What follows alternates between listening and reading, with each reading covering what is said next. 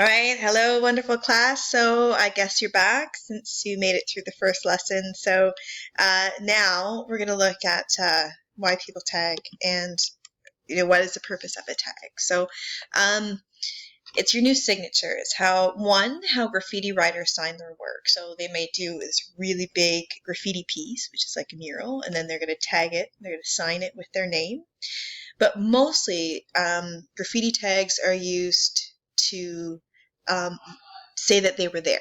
So they tag everywhere they possibly can, and quantity is the most important thing in tagging. So it's respected more than quality. So it's done quickly, and it's done as many places as possible to say that you've been all of these places. It's marking your territory in a way, but mostly to say that you were there.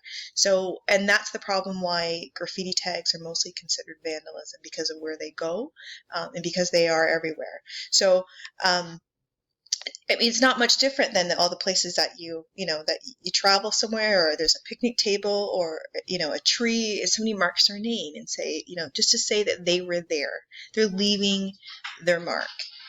In the sand, in concrete, it's just to put your place to say that at one time you were actually there.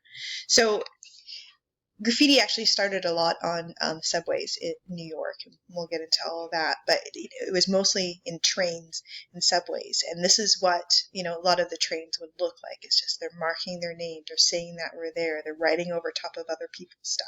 So now, primarily graffiti writers, they tag in public places. So you'll see things on signs, which obviously can cause some problems, right? Because it could block out actually what the sign says. Huge tagging on mailboxes, which has totally changed even the way that we have mailboxes. Like now, Canada Post has actually put images on top of their mailboxes to prevent people from tagging. Bell boxes, telephone boxes. People, they actually sponsor art projects now, so artists can actually do paintings on top of the bell boxes to stop people from tagging it. So on poles, on railings, and there are lots of rules about where you should tag and where not to tag, kind of with graffiti writers, and we'll get more into that. But this is the reason why it's mostly considered vandalism. But they won't tag on.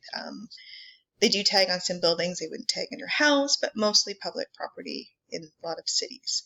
Okay, so those are some of the reasons of why people tag. So again, it's quantity. It's getting your name out there as much as possible so people see it, and that's how you get recognized. So it's quantity, okay, over quality. So quantity, quality. All right, thanks.